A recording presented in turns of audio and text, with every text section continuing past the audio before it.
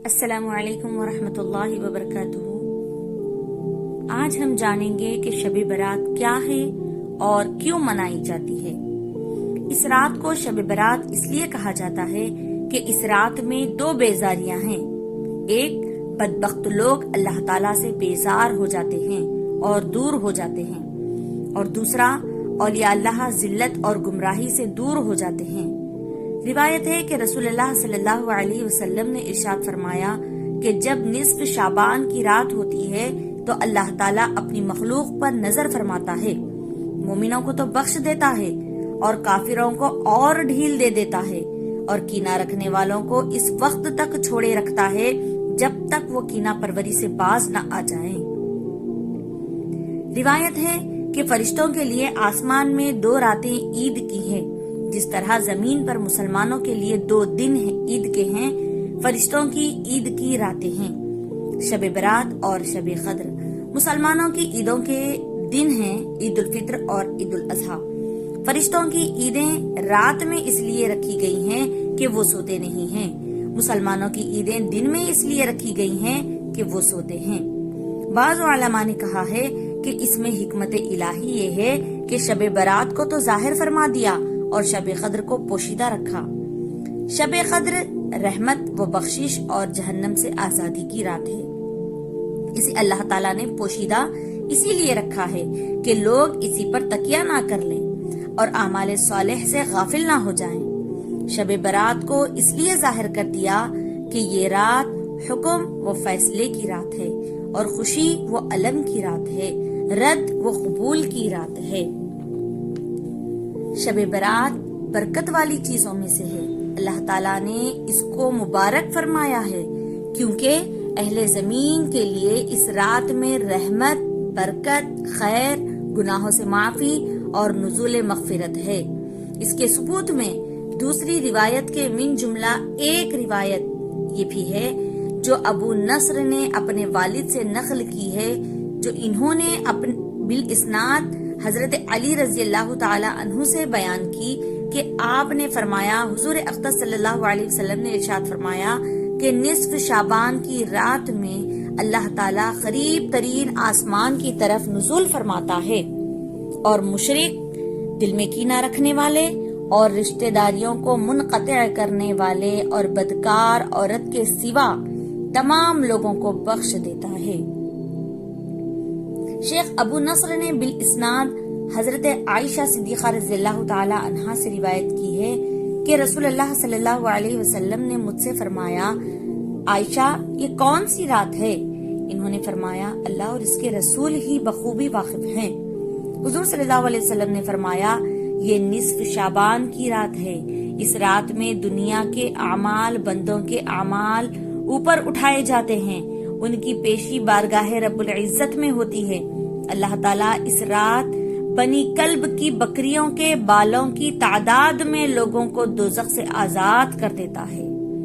تو کیا تم آج کی رات مجھے عبادت کی آزادی دیتی ہو؟ میں نے عرض کیا، ضرور۔ پھر آپ نے نماز پڑھی اور قیام میں تخفیف کی، سورہ فاتحہ اور ایک چھوٹی سورت پڑھی، پھر آدھی رات تک آپ سجدے میں رہے، پھر کھڑے ہو کر دوسری رکعت پڑھی اور پہلی رکعت کی طرح اس میں قرأت فرمائی، چھوٹی سی سورت پڑھی اور پھر آپ سجدے میں چلے گئے۔ یہ سجدہ فجر تک رہا۔ میں دیکھتی رہی، مجھے یہ اندیشہ ہو گیا کہ اللہ تعالیٰ نے اپنے رسول کی روح مبارک قبض فرما لی ہے۔ پھر جب میرا انتظار طویل ہوا، بہت دیر ہو گئی، تو میں آپ کے قریب پہنچی اور میں نے حضور کے تلووں کو چھوا تو حضور صلی اللہ علیہ وسلم نے حرکت فرمائی۔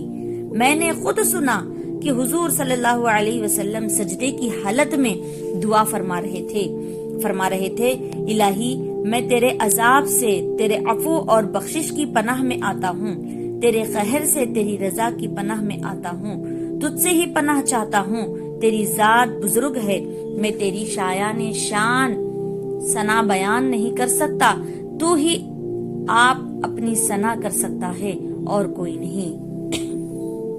صبح کو میں نے عرض کیا کہ آپ سجدے میں ایسے کلمات ادا فرما رہے تھے کہ ویسے کلمات میں نے آپ کو کہتے کبھی نہیں سنا۔ حضور صلی اللہ علیہ وسلم نے دریافت فرمایا، کیا تم یاد کر لیا؟ میں نے عرض کیا جی ہاں۔ آپ نے فرمایا خود بھی یاد کر لو اور دوسروں کو بھی سکھاؤ، کیونکہ جبریل علیہ السلام نے مجھے سجدے میں ان کلمات کو ادا کرنے کا حکم دیا تھا۔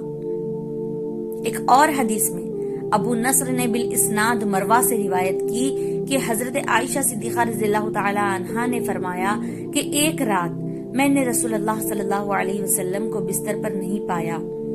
میں آپ کی تلاش میں گھر سے نکلی۔ میں نے دیکھا کہ آپ بقیع کے قبرستان میں موجود ہیں اور آپ کا سر آسمان کی جانب اٹھا ہوا ہے۔ حضور نے مجھے دیکھ کر فرمایا کیا تمہیں اس بات کا اندیشہ ہے کہ اللہ اور اس کا رسول تمہاری حق تلفی کریں گے؟ میں نے عرض کیا یا رسول اللہ میرا گمان تو یہی تھا کہ آپ کسی بی بی کے یہاں تشریف لے گئے ہیں۔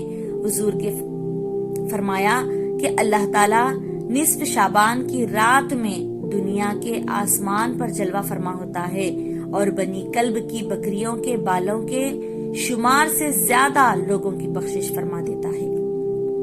ایک اور حدیث میں حضرت عباس رضی اللہ تعالی عنہ کے آزاد کردہ غلام مولا اکرمہ نے اس آیت کے بارے میں یعنی فیہا یفرق کل امر حکیم کی تفسیر میں فرمایا کہ نصف شعبان کی رات میں اللہ تعالی آئندہ سال کے تمام امور کا انتظام فرما دیتا ہے۔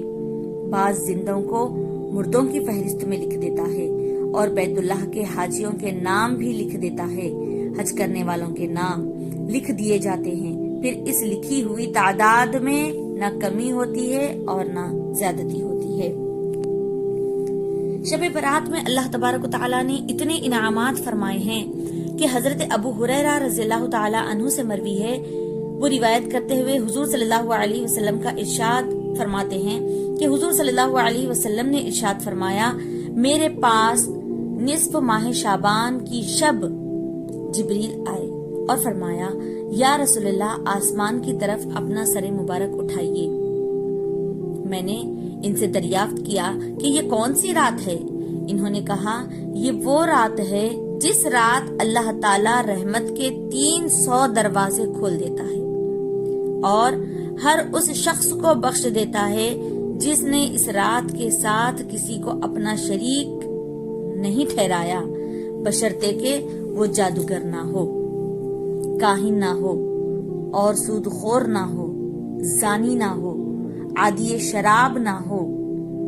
ان لوگوں کی اللہ تعالیٰ اس وقت تک بخشش نہیں فرماتا جب تک وہ توبہ نہ کر لیں۔ پھر جب رات کا چوتھائی حصہ گزر گیا تو جبریل علیہ السلام پھر آئے اور کہا یا رسول اللہ صلی اللہ علیہ وسلم اپنا سر مبارک اٹھائیے۔ آپ نے ایسا ہی کیا۔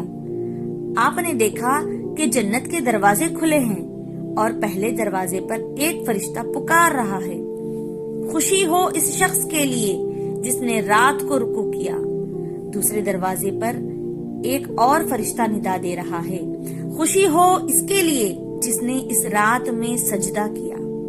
تیسرے دروازے پر ایک اور فرشتہ ندا دے رہا تھا، خوشی ہو اس کے لیے جس نے اس رات دعا کی۔ چوتھے دروازے پر ایک اور فرشتہ ندا دے رہا تھا، خوشی ہو اس رات میں ان لوگوں کو جو ذکر کرنے والے ہیں۔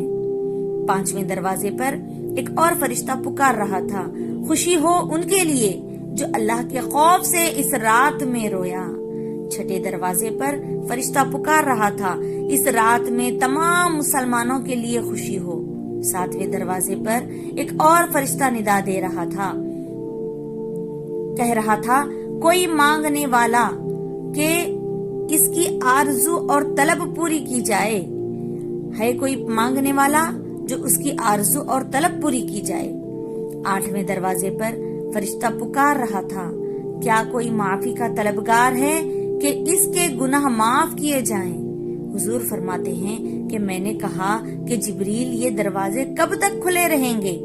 جبریل علیہ الصلوۃ والسلام نے کہا کہ اول شب سے طلوع فجر تک۔ اس کے بعد جبریل نے کہا اے محمد صلی اللہ علیہ وسلم اس رات میں دوزخ سے رہائی پانے والوں کی تعداد بنی کلب کی بکریوں کے بالوں کے برابر ہوگی۔ سبحان اللہ۔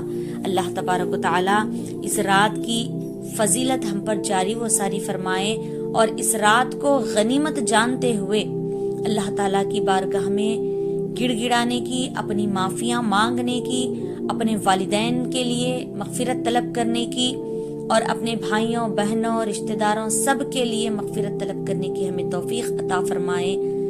اللہ تبارک و تعالی جن کے والدین اس دنیا میں باقاعدہ حیات ہیں، ان تمام اولادوں کو اپنے والدین کو راضی کرنے کی توفیق عطا فرمائے۔